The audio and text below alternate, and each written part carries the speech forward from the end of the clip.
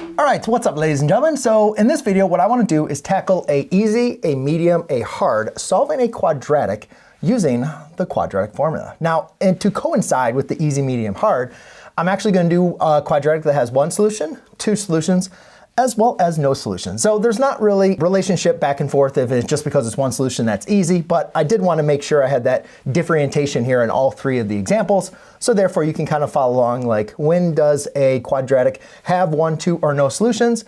And what are some things that kind of make a quadratic when solving via the quadratic formula easy, medium, and hard. So let's go to the first example, which is going to be our easier basic one. And you might be looking at this one saying, Mr. McLogan, this says fractions. We know fractions are not going to make it easy.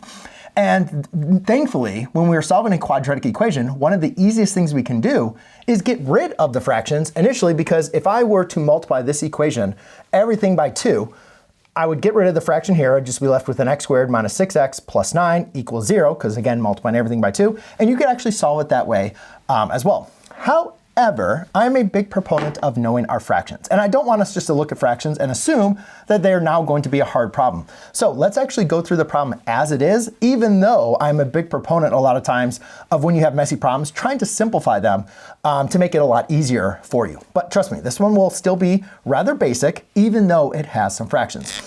So the first thing we always want to do is make sure we understand the quadratic formula. I'll write it down here once, so therefore we don't need to do it every other time.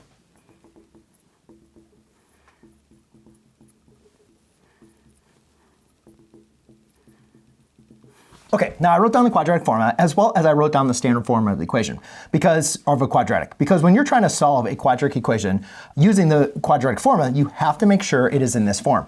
Ax squared plus bx plus c is equal to 0. It's very, very important to make sure that you do that. So thankfully in this problem, and this is actually probably one of the first things why I said this is going to be our easy example, because it's already in that format, right? We have ax squared plus, or minus a bx plus c is equal to a 0. So now the next thing we want to do, at least when we're first initially doing the quadratic formula, is to just make sure we identify what our a, b, and c are going to be. Okay, so now we've identified the coefficient for the x squared is going to be a, the coefficient of your linear term x is going to be your b, and your constant is going to be c. Now, the fun part is just going to be the plug and chug. We're going to take these values and replace them for the variables inside of the quadratic formula.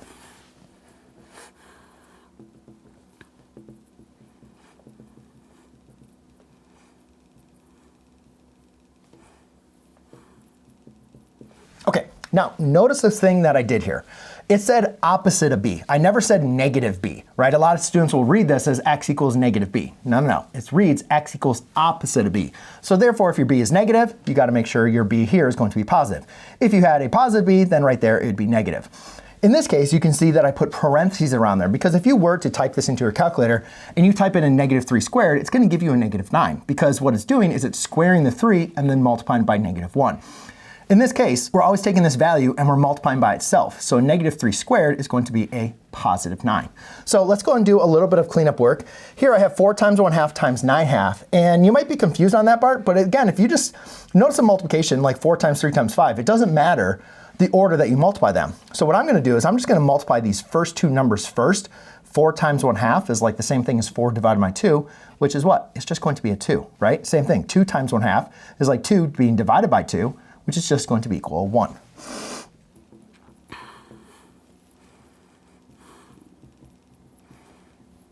Okay, now I don't really need to include dividing by 1, right? Because that's just going to leave us exactly what we have in our numerator. And then in this case, you can see that I have 2 times a 9/2, which again, this 2 is going to evenly divide in with that positive 2, because technically you can look at this 2 as an integer as a fraction by putting it as a 2 over 1. Right? Because all integers can be rewritten as fractions by putting them over 1. So now you can see that these 2's are going to actually divide out, and that's just going to leave me with a 9 minus 9, which is going to equal 0. And ladies and gentlemen, what do we know about 0, or the square root of 0? Well, the square root of 0 is just going to be 0. So this whole reason identity idea of having a plus or minus is actually not going to be relevant in this case. So for this first initial problem, we're only going to have one solution. Basically what that means is this quadratic is only going to touch the x-axis at one point, which would be your vertex. All right, now let's get on to the next example. And this one you can say, well, Mr. McLogan, it's similar to my standard form is equal to 0, but it's not written in that exact format. So what do we do? Well, the easiest thing I can do is just replace a y with 0. But why are we actually doing that? Well, if you look at a graph, an xy axis, we have the x-axis and we have the y-axis. When we're looking to identify the solutions of a quadratic, we're looking for where the values are going to cross the x-axis. And if you think about the x-axis as a horizontal number line and a vertical number line, if we're trying to find the points on the x-axis where the graph is going to cross, that means y is going to equal to a 0. Now in this case, you could see I had x equals 3, so that's going to look something, probably like that, right? So if we want to go ahead and solve this quadratic, all we're simply going to do is replace y with 0, and that's going to help us algebraically identify where this graph is going to cross our x-axis. So we have 0 equals x squared plus 2x minus 9. Now we can identify our a, b, and c. Notice how there's no coefficient for my x squared. So we know we could easily use a 1, because 1 times x squared is just what? X squared, right? So we have 1x squared plus 2x minus c, so our a is equal to 1, b is equal to 2, and c is equal to a negative 9. Now let's go ahead and plug and chug.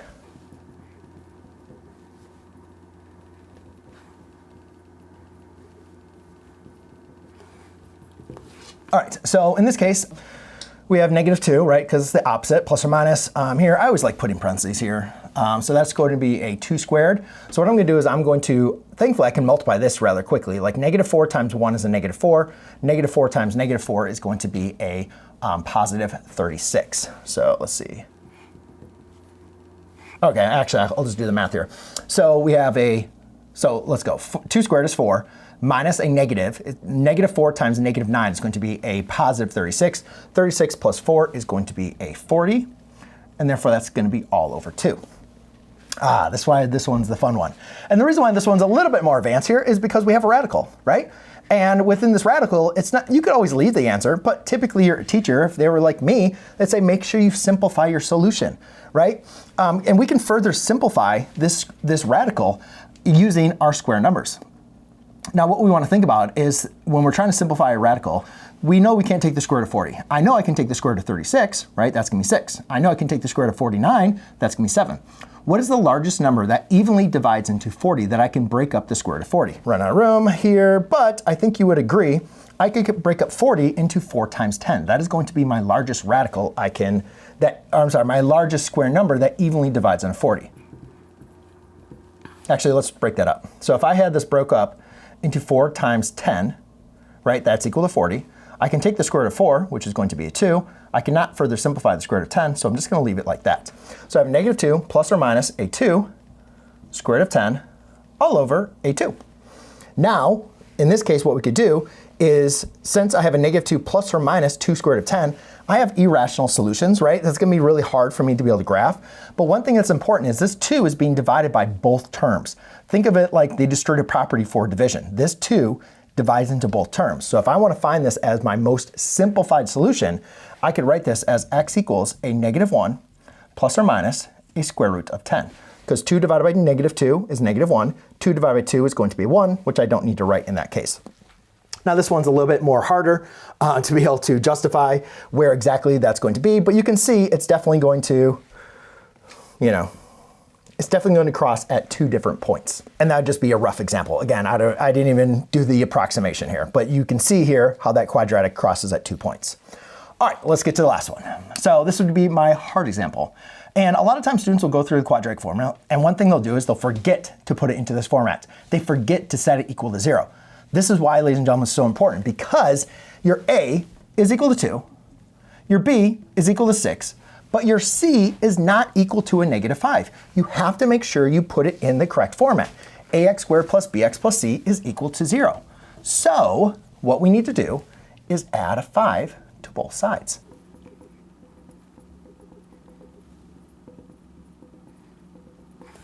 Now we can go through the method of applying plug and chug.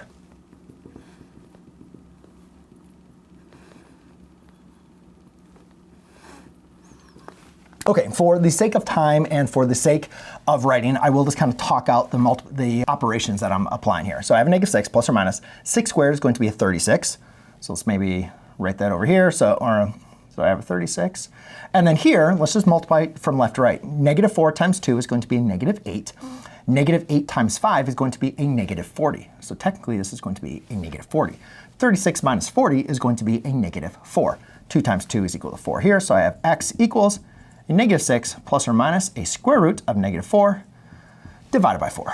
Okay, so hopefully, if this is not your first video on the quadratic formulas, then you could say this has no solution from that case. But if you have studied your complex numbers, then you recognize that we can simplify this using the imaginary number system. So therefore, what we can do here is we can rewrite this using I. The square root of 4 is just simply going to be a 2i. And then I can further simplify this problem. So x equals a negative 6 plus or minus a 2i divided by 4. And again, just like we did over here, remember this 2 divides into both these terms. This 4 divides in both these terms. 4 doesn't evenly divide into a negative 6. However, I can reduce that by dividing a 2 on the top and the bottom.